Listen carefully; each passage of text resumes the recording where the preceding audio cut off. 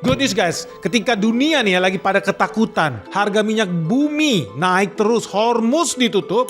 Well, Iran's Revolutionary Guards are sending radio transmissions to ships, warning them that no ship is allowed to pass the Strait of Hormuz. The U.S. has announced a formal blockade of Iranian ports and coastal areas. This is illegal action. All vessels are advised to immediately return to port if leaving and discontinue transit to Iran if that is your next port of call. Lu tahu nggak? Justru ada negara yang seneng dan diuntungkan. So ketika seluruh dunia sedang krisis energi, ternyata Indonesia malah bisa swasembada energi. Kok bisa ini guys? Kalau penasaran jangan di skip video ini. Let's check this out.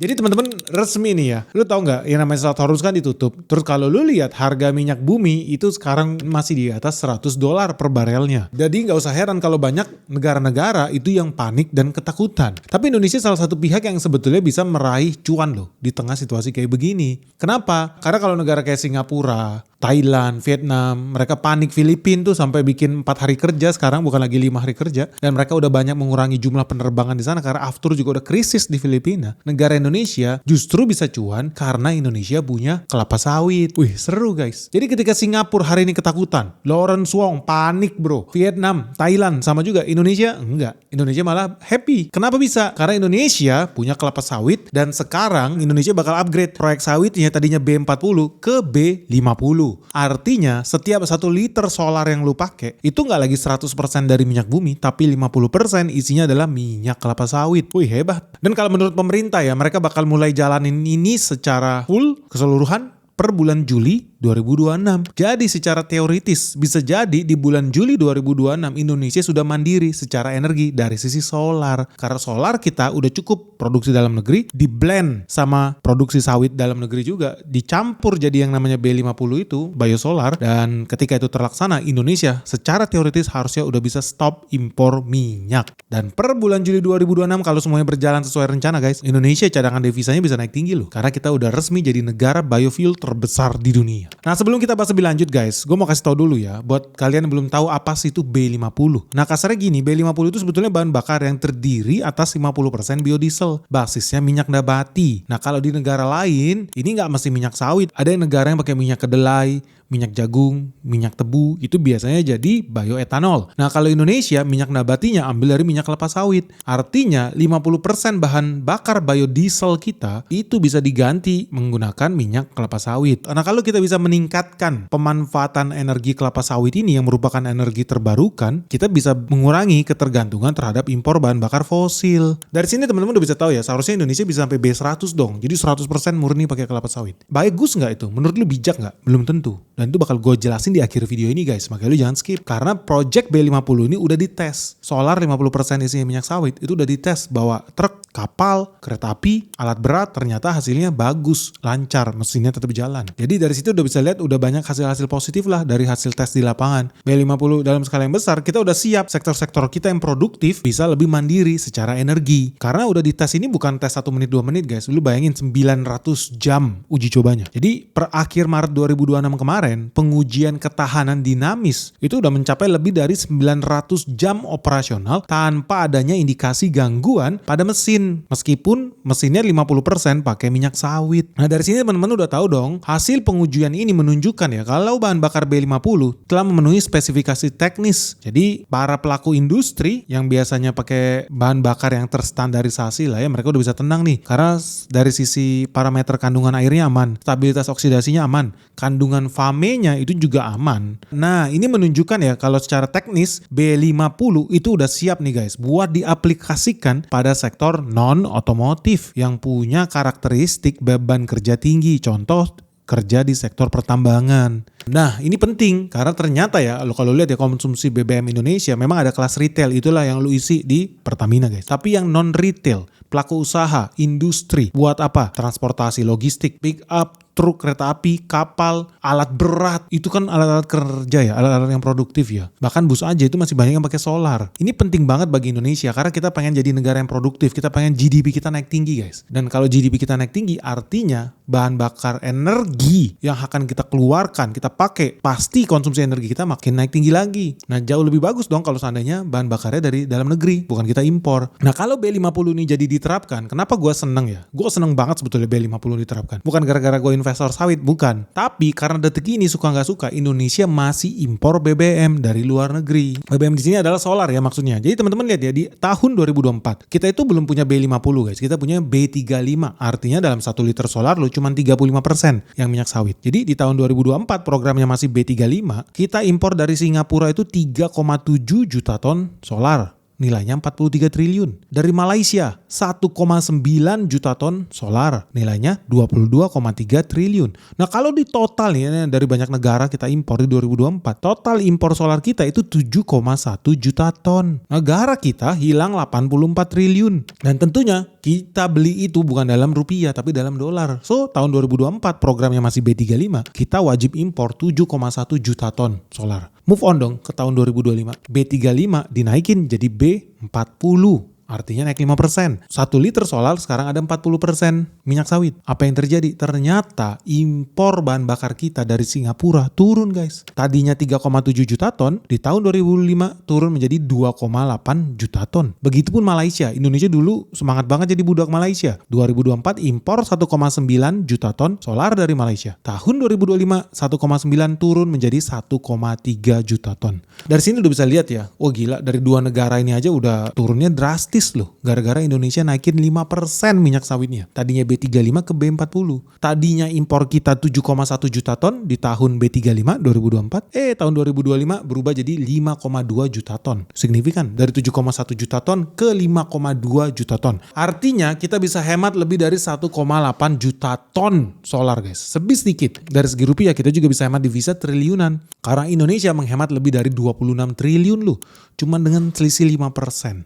Wih, menarik ini guys. Indonesia bisa-bisa merdeka nih dari jajahan Singapura dan Malaysia. Lu setuju gak tuh? Tapi anehnya guys, harusnya ini kabar yang baik ya, menyenangkan hati semua orang ya. Tapi udah tahu ya namanya Republik Demokrasi Indonesia, kalau bisa diadu domba ya kenapa enggak? Dan itulah yang dipikirkan oleh universitas-universitas profesor S3 pengkhianat bangsa. Apa yang dilakukan? Banyak ekonom ahli S3 yang mungkin pun belum pernah pergi ke pabrik kelapa sawit ataupun ketemu petani sawit. Mereka langsung terang-terangan menolak program B50 ini guys. Lu lihat nih, bahkan mereka nggak malu-malu nyuruh pemerintah stop program biodiesel B50 ini. Karena menurut mereka Indonesia harusnya impor aja, harga lebih murah. Impor solar dari Singapura. Indonesia harusnya jadi budak Malaysia. Karena menurut mereka program biodiesel B50 bisa bikin subsidi naik sampai 29 triliun. Menurut Profesor S3 pengkhianat bangsa tentunya, yang udah tahu lah ya programnya, agenda mereka itu kayak apa. Dan kalau lu tahu juga ya Cendol 5 ons, narasinya juga sama. Program B50 malah justru merugikan negara kita. Ya udah tahu lah ya arahnya kemana ya. Nggak usah diperpanjang kali lebar lagi ya. Namanya ini udah satu garis bersama George Soros. Kompak menghancurkan Indonesia dari dalam ya. Makanya nggak usah heran. Menurut mereka program ini justru bikin Indonesia keluar dari mulut harimau tapi masuk ke mulut buaya. Dianggap menyelamatkan subsidi energi, tapi sebenarnya masuk ke subsidi yang jauh lebih besar lagi. Dan anehnya, mereka bilang angka subsidi biodiesel dalam jangka panjang justru bisa naik mencapai 89% dari total anggaran subsidi energi tahun 2026.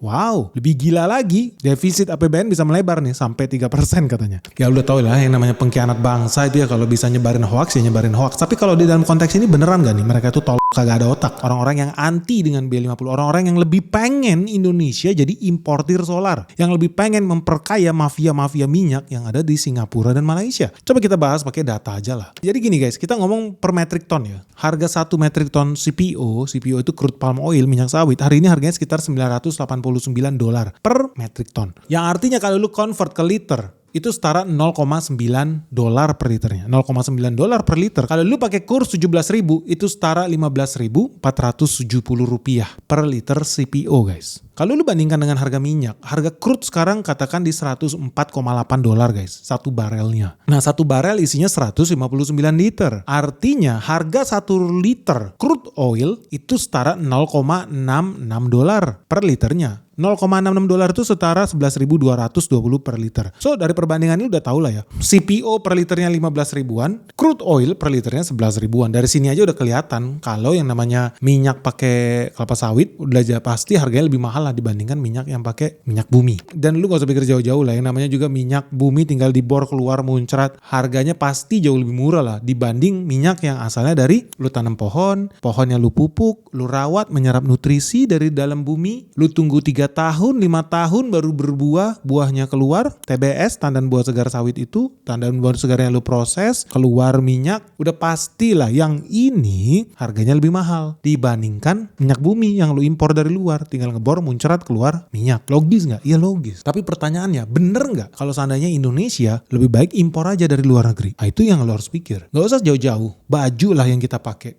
Lebih murah lu pakai baju buatan made in China atau made in Jawa Tengah. Jangan kaget, lebih murah made in China. Begitupun sepatu, begitupun elektronik, dan begitu banyak jenis barang lainnya lah. Tapi pertanyaannya, apa iya lu harus terus-terusan pakai yang dari luar negeri hanya karena semata-mata harganya lebih murah? Jawabannya tentu tidak. Kenapa? Ya karena hari ini lu masih bisa kerja di kantor, terima gaji, lu masih bisa makan, lu masih bisa hidup. Karena apa? Ada perputaran uang di dalam negeri. Yang mana itu tidak akan terjadi kalau Indonesia murni belak-belakan blast impor minyak dari Singapura, Malaysia guys. Beda dengan seandainya kalau kita pakai dari produksi dalam negeri kelapa sawit kita sendiri. Kenapa? Karena kalau lu terus-terusan mengandalkan solar impor, artinya kita akan terus-terusan menggadaikan rupiah kita buat beli dolar. Dolarnya terus beli bensin, beli solar, terus sampai Indonesia. Barang impor itu diapain? Dibakar. Artinya selama Indonesia masih jadi budak bahan bakar luar negeri, lu bakal lihat rupiah kita akan terus-menerus melemah guys. Makanya gak usah heran ya, tahun 2025 kita impor energi dari luar aja udah lebih dari 50 triliun loh. Masa sih lu pengen bikin ini lebih sadis lagi, lebih brutal lagi? Lu kira negara-negara Singapura mau gitu kita beli minyak bayarnya pakai rupiah?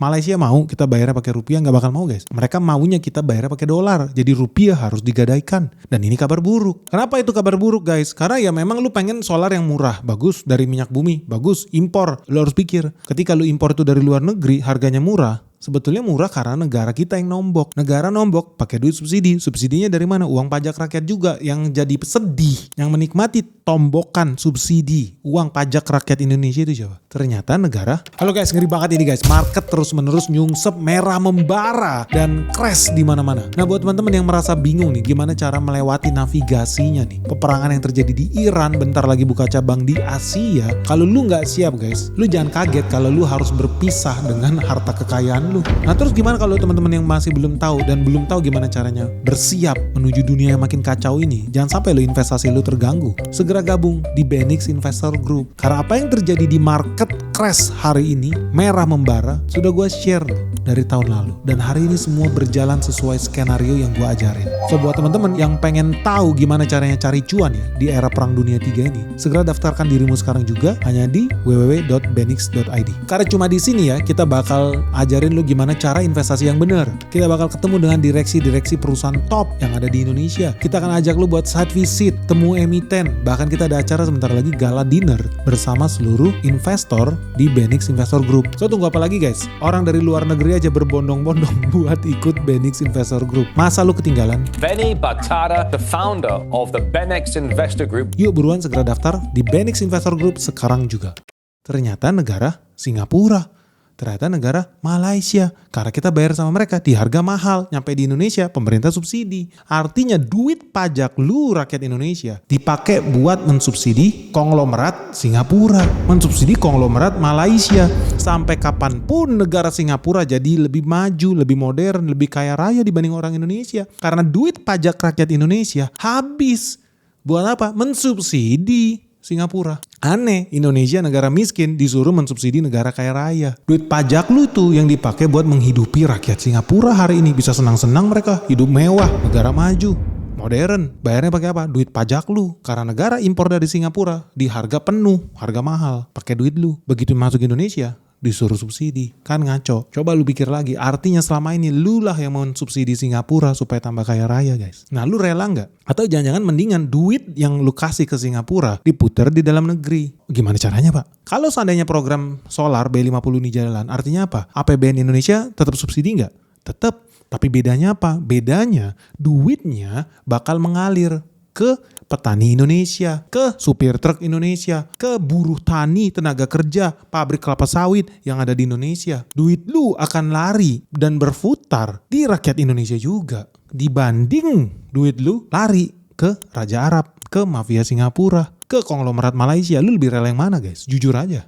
Karena menurut gua skema B50 ini bagus. Karena artinya duit subsidi kita, which is duit pajak lu dan gua, kita semua rakyat Indonesia, nggak lagi kabur ke luar negeri, tapi duit kita malah berputar di dalam negeri. Dan ini makanya kalau orang lain pengen khianat bangsa, udah tahu mereka semua anti B50.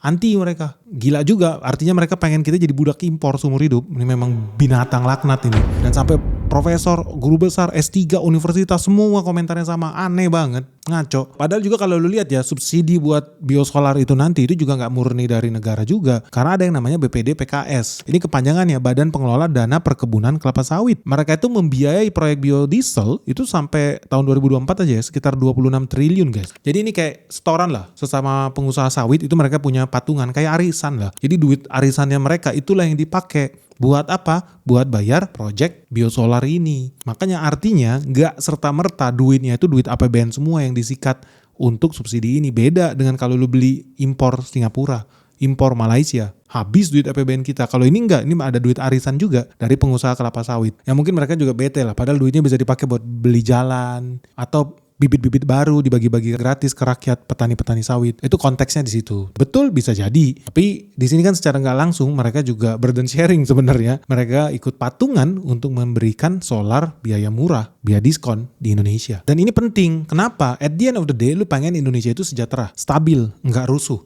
Ekonomi mengalir ke rakyat bawah. Karena kalau nggak di bawah ini nggak hidup, bisa jadi kekacauan massal di mana-mana, guys. Dan banyak orang yang nggak pakai otak menyerang terus industri sawit Indonesia. Gila. Dan ini putra bangsa sendiri, media lokal kita sendiri, universitas kita sendiri, malah mereka jor-joran menghina kelapa sawit Indonesia. Padahal lu jujur-jujuran, guys. Lu tahu nggak? Hampir 50% kebun sawit yang ada di Indonesia pemiliknya siapa? Bukan oligarki, bukan pengusaha besar, enggak. Hampir 50% kebun sawit yang ada di Indonesia pemiliknya siapa? Petani kecil. Orang-orang yang punya lahan 1 hektar, 2 hektar. Jadi berdasarkan data itu ada sekitar 6,9 juta hektar loh yang dimiliki oleh petani kecil, individu. Total itu ada sekitar 3 juta lah. 3 juta pekebun ya, individual. Bukan perusahaan besar, no, tapi manusia biasa. Dan di luar 3 juta pekebun ini, lu tau lah, ada juga yang punya kebun konglomerat, ada oligarki, ada perusahaan PT, ada. Itu kan juga menciptakan lapangan kerja. Tenaga kerja langsungnya aja sekitar 4,2 juta loh. Karyawan mereka yang buat tojo sawit lah, yang buat pikul lah, drivernya lah, tukang masak lah, cateringnya. Nah kalau dihitung semuanya nih, ada angkatan kerja langsung dan tidak langsung. Tapi yang gak langsung guys, itu udah hampir 12 juta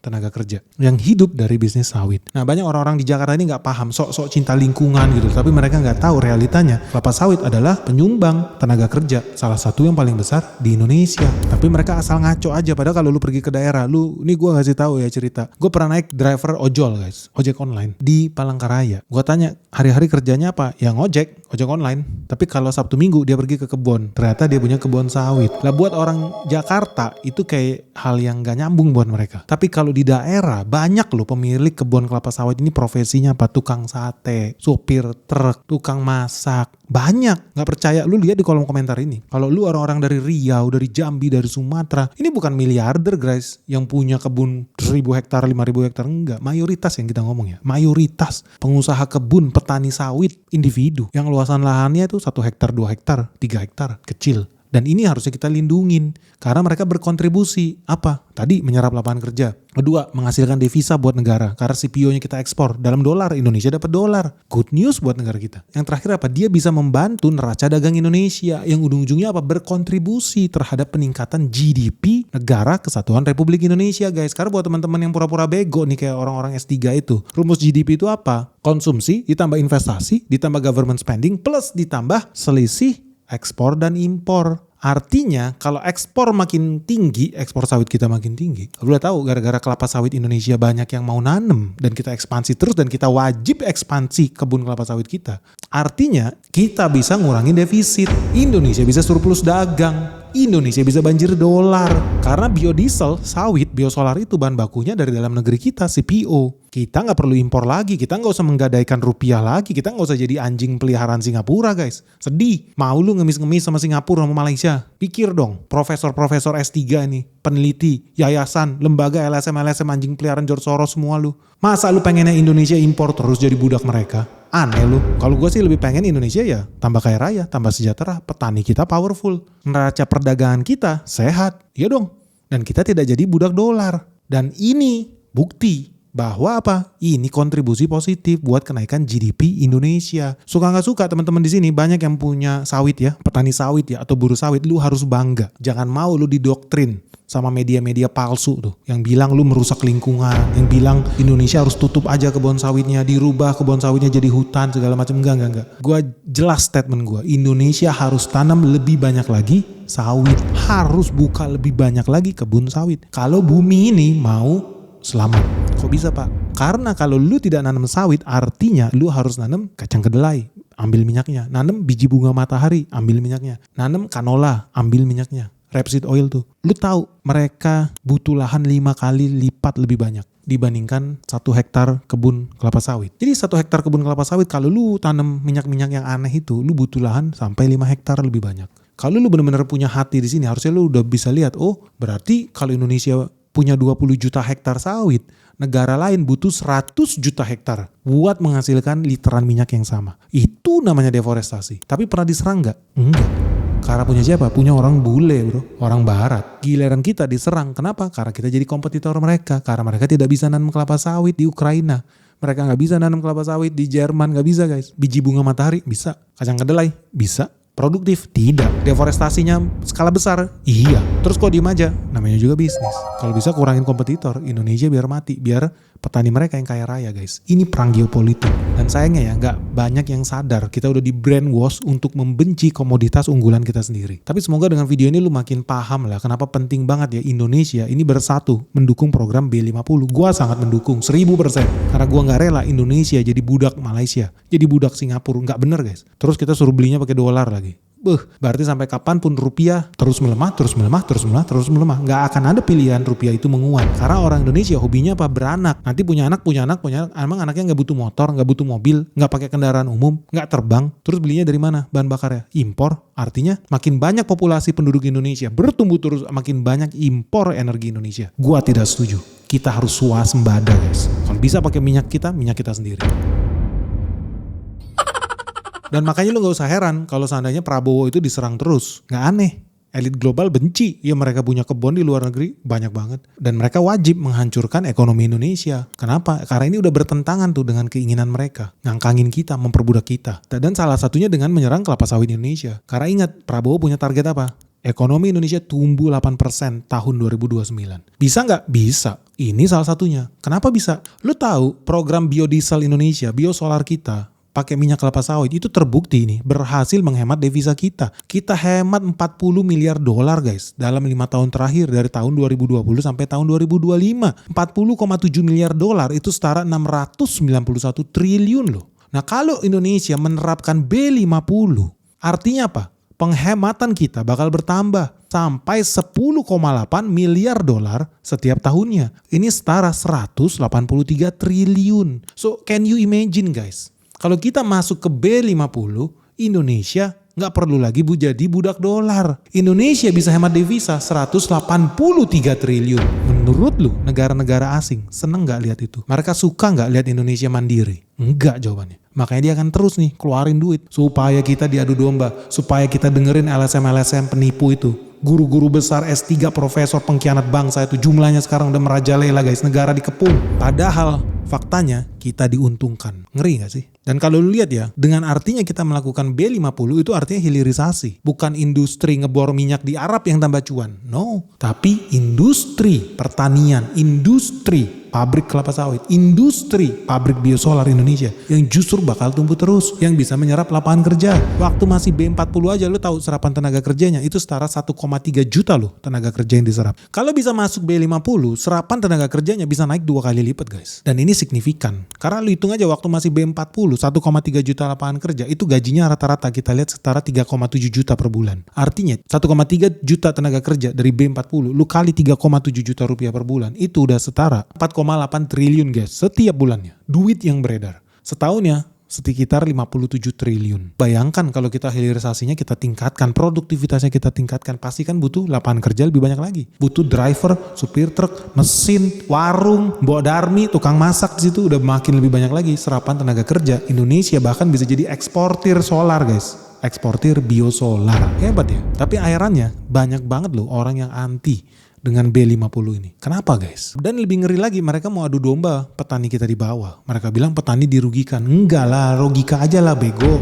Lu tolol apa buta huruf? Biodiesel B50 kalau diterapkan, ya udah pasti harga CPO naik. Justru petani sawit diuntungkan. Kok bisa? Lu lihat nih Amran nih, Menteri Pertanian Indonesia, ini menteri kesayangan petani di seluruh Indonesia nih. Biodiesel B50 justru jadi langkah strategis guys untuk meningkatkan harga minyak sawit mentah. Kenapa bisa? Karena begitu Indonesia menerapkan B50, kebijakan ini pasti menyerap sekitar 5,3 juta ton CPO. Artinya pasaran ekspor dunia berkurang 5,3 juta ton. Tadinya Indonesia lepas itu ke dunia, tapi sekarang diserap di dalam negeri. Artinya ini secara langsung mengurangi pasokan di pasar internasional. Jadi kalau lu Profesor S3 gak punya otak dan pada bilang petani dirugikan, waduh, lu mah bodohnya gak ketolongan guys. Kenapa? Ya lu ngerti hukum supply and demand gak? Zaman dulu Indonesia supply banyak banget nih ke luar negeri. Tiba-tiba kita bikin pabrik biosolar. Barang yang kita ekspor, kita tarik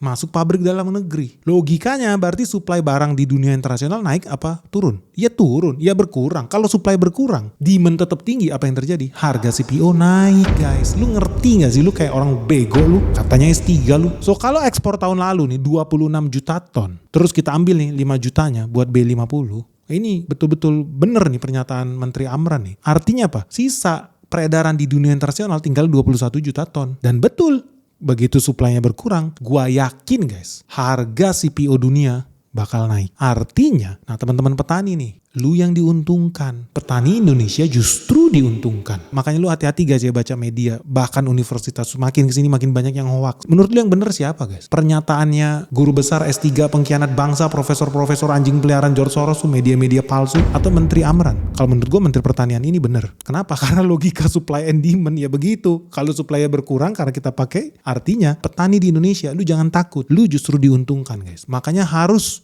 kompak nih, kita semua nih, rakyat Indonesia mendukung B50. Jangan termakan propaganda palsu media-media bayaran itu. Lu jangan termakan tuh propaganda profesor-profesor S3 tuh. Wah hoax sudah, selesai guys. Tapi yang jadi pertanyaan gini guys, jujur nih guys, makin kesini heran nih, makin banyak orang yang belain mereka nih, gengnya George Soros nih, gengnya elit-elit global nih. Lu sejujurnya, lu lebih setuju gak kita impor aja solar dari luar negeri? Kan harganya lebih murah, gue udah kasih lihat untungannya sama lu. Karena tinggal ambil dari bumi, selesai, gak perlu ditanam, nunggu 5 tahun, gak perlu disiram, gak usah bayar buruh tani, gak usah bayar buruh buat pembibitan, gak perlu bayar panen, tinggal ambil dari minyak bumi, harga lebih murah. Lu setuju gak kita terus-terusan impor, memperkaya Raja Arab, mafia Singapura? Atau lu lebih rela duit pajak kita lari ke petani di dalam negeri? Lu lebih pilih yang mana guys? Sama-sama disubsidi loh. Jujur aja guys, lu lebih setuju pendapat Benix yang bener atau pendapat alih-alih itu guys? B50 merugikan Indonesia. Mungkin mereka lebih seneng menguntungkan Singapura ya. Karena jujur aja kalau mereka kayaknya anti banget sama sawit. Kalau gue sih mengakui peranan sawit ini sangat besar, sangat strategik dan sangat penting loh buat perekonomian bangsa kita. Lah orang Eropa aja jealous banget sama Indonesia yang bisa nanam sawit segian banyak. Mereka nggak bisa guys, mereka harus merusak lingkungan, mereka harus deforestasi skala besar. Makanya kalau gue sih bangga sekali Indonesia punya sawit. Apalagi sawit itu manfaatnya ada banyak guys. Bisa bikin obat, bisa bikin sikat gigi, bisa bikin sampo, sabun, bisa bikin makanan, pangan. Lu makan biskuit, semua yang lu beli itu semua ada minyak sawit. Jajanan lu semua ada minyak sawit. Tapi herannya masih banyak aja ya orang-orang yang gak suka ya kalau Indonesia itu mandiri energi, Indonesia itu swasembada pangan, Indonesia itu swasembada energi. Kenapa ya? Tapi udah lah guys, itulah realitanya ya dunia ini, Indonesia ini.